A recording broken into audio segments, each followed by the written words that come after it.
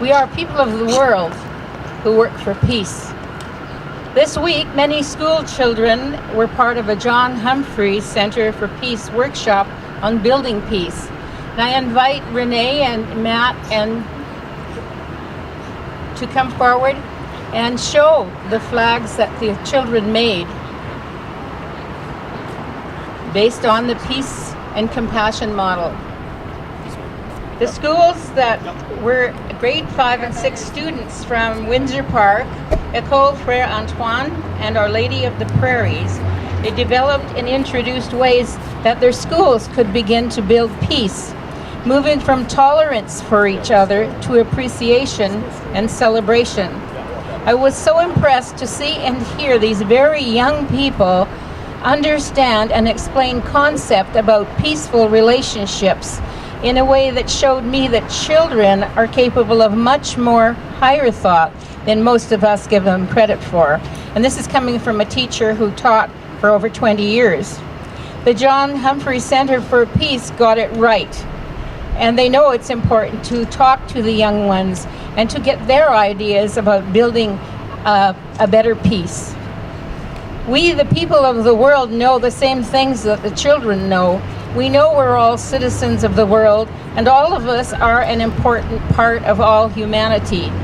We all want to live in peace in the world, otherwise we wouldn't be here. Whether we're from any of the continents of the world and have come to Canada from some of those places, we know that none of them has ever been completely at peace. Peace is a loaded word. It means absence of violence, absence of fruitless wars that destroy lives and land. It means we have to work hard for it. As the world goes round and round, we know it's hard to know where to begin to make peace. But once again, it's hard work. First, as Bodhi and Nassim and other speakers have said, we have to look into our own hearts to see where we have responsibility to make changes in the way we live here and how we live with other people. Do we understand inside that we are all part of one equal humanity, from the homeless person on the street, the addict, the homemaker, the students, and all those who are different from us in gender or race or in thinking? Building peace is hard work. It needs compassion. Once again, we are world citizens. If children in my land are poor or cry, I can understand and help. There is a United Way and the Lumbini concept overseas there too that we can work at from here. So if a child from another land is in pain or cries, we are there too. We begin with children because they are the adults later on who make decisions about peace, right? We take responsibility for refugee camps, for the children in Syria who are suffering right now, and we hear on the news every day there's another development. We take responsibility for those refugee camps in any way we can by supporting the Red Cross, for one thing.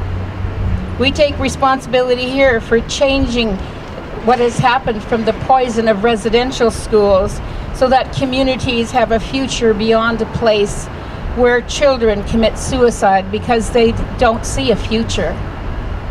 That's a local thing that hasn't really been dealt with.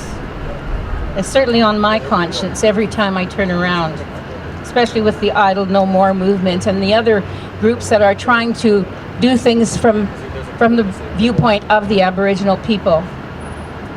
If we do all of these things, we can see that the joy comes from seeing children laugh and the land also smile because it's sustaining a new kind of life.